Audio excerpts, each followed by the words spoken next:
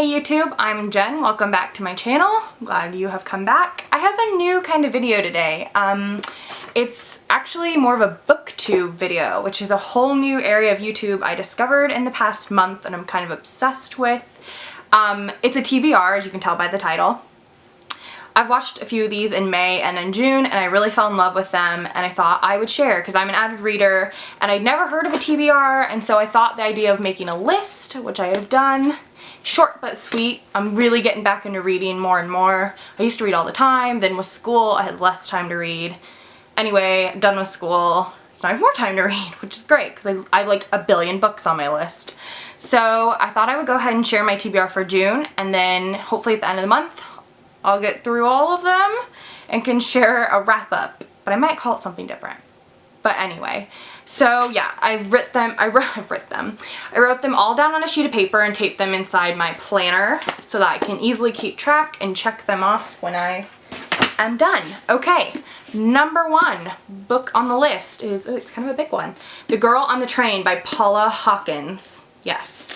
This is one I've heard a lot about it, like I've heard a lot of good things about it, but I've heard nothing about what it is about. I've said about like 10 times.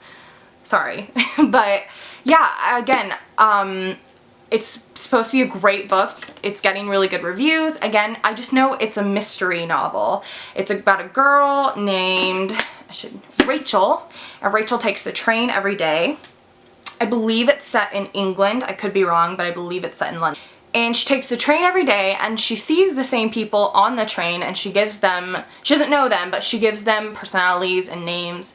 And then one day something goes terribly wrong. I believe she witnesses a crime between two of the people and the police don't believe her, and it becomes this big investigation. So I'm really interested. It sounds really good. I'm diving into more mystery books ever since I took a detective fiction class last summer.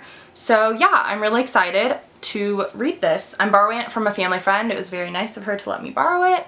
So yeah, I'm really excited. That is the one I hopefully will start tonight because it's very gloomy, hence the bad lighting in this video. It's like dark outside. It's been pouring all day. Perfect day to curl up with a book. Okay, book number book number 2, The Monuments Men.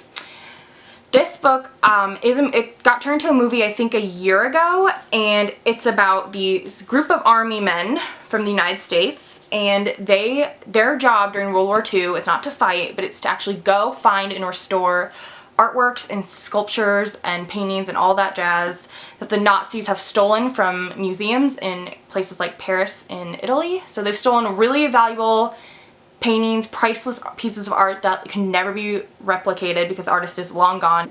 Before they are destroyed, they are to save them. And it actually happened. It's a true story. I first heard about this. I went and saw a discussion for one of my classes, and there was a girl and her grandfather was like a really famous painter in Poland. And he was sadly taken away and he passed away in one of the camps. And before he died or was taken away, he stored all of his artwork all around Europe, and she has been trying to track it down piece by piece. There's like 500 paintings, and so it runs the same lines as this, and her story was so interesting that I knew the minute, because I never heard about this book until I saw her talk. The minute I finished that, I picked it up like the next weekend because I was like, that is such an interesting story. It's an interesting part of history we just don't hear about that often. So this I'm really looking forward to, and I really want to see the movie. I have a rule that I have to read the book before I see the movie, and I'm very, very far behind on that rule. I have a bunch of books that I haven't read, so there's a bunch of movies I'm really excited to see. Okay, the next one I have on my list is The Boleyn Inheritance by Philippa. Okay, I should know how to say her name. She's one of my favorite authors. Philippa Gregory, I think is how you say it. She writes a lot of Tudor England style books, novels. They're fiction, sorry. And they're really good. She wrote The Other Boleyn Girl. That's it. And that was so good. That's one of my favorite books still. And so I've picked up a lot of her books, but I haven't read that many of them since I picked them up. This one is interesting. It's like tells the story of 3 different women during Henry VIII's life. It tells the story of Anne Boleyn's sister-in-law who turned her own husband in, and Anne, for possibly committing treason. It also tells the story of Anne of Cleves, who becomes Henry's 4th wife. And then it also tells the story of Catherine Howard, who becomes his 5th wife. So I don't really know the ties for the Boleyn Inheritance. I mean, I guess I get it. They come after Anne Boleyn, and maybe I don't remember their paths ever crossing. I'm a really big Tudor England person and I know a lot about it. So I'm interested to see how this all comes into action. Her books are really great. I'm really looking forward to it. Next, another Tudor England book. I have a bunch, so they will definitely be popping up in my TBRs. It's The Tutors by G.J.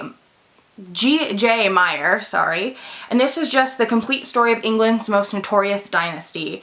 I think it's really just a biography of things that occurred during Henry VIII's reign. A lot of people would probably find this boring. I find it endlessly entertaining. I could read a billion books about Henry VIII and never be bored. So I'm definitely looking forward to this. She is supposed to be a really good biography writer, so I'm looking forward to reading. I think this is the first book I will have ever read by her, so it should be good. It's pretty long. It's like 600 pages, but hopefully it's entertaining. And then last but not least, I only have 5 on my list. I'm setting my goals kind of low. Last month I read 3 books, so I'm hoping to push it up a little more. Hopefully, we'll see. I'm already off to a bad start. I think it's like the 4th of June and I haven't read anything. Yikes! Anyway, this is Voyagers of the Titanic. I just picked this up a couple months ago. I love reading about disasters. I know that's really morbid, but it's just how I feel. I think they're really interesting. The Titanic is one in particular I find really interesting about how all of it went wrong. So wrong. So wrong. This I like because it is not like, oh, the ship sank or whatever. It's different stories from different passengers. It's their life stories. It's people who survived, maybe people who didn't. I don't know. I think it's mostly survival stories. But I'm looking forward to it, seeing what their perspectives on the disaster were and what happened to them, how they survived. It should be good. It's by Richard Davenport-Hines also, I should note. So yeah, I'm looking forward. It'll probably be an easy read. It looks pretty small, and I think most of them are letter style, because it's from people writing back then. I don't know, but I don't know, I'm really excited. I have a lot of history books on my TBR, but I just have a lot of history books in general, so I don't know.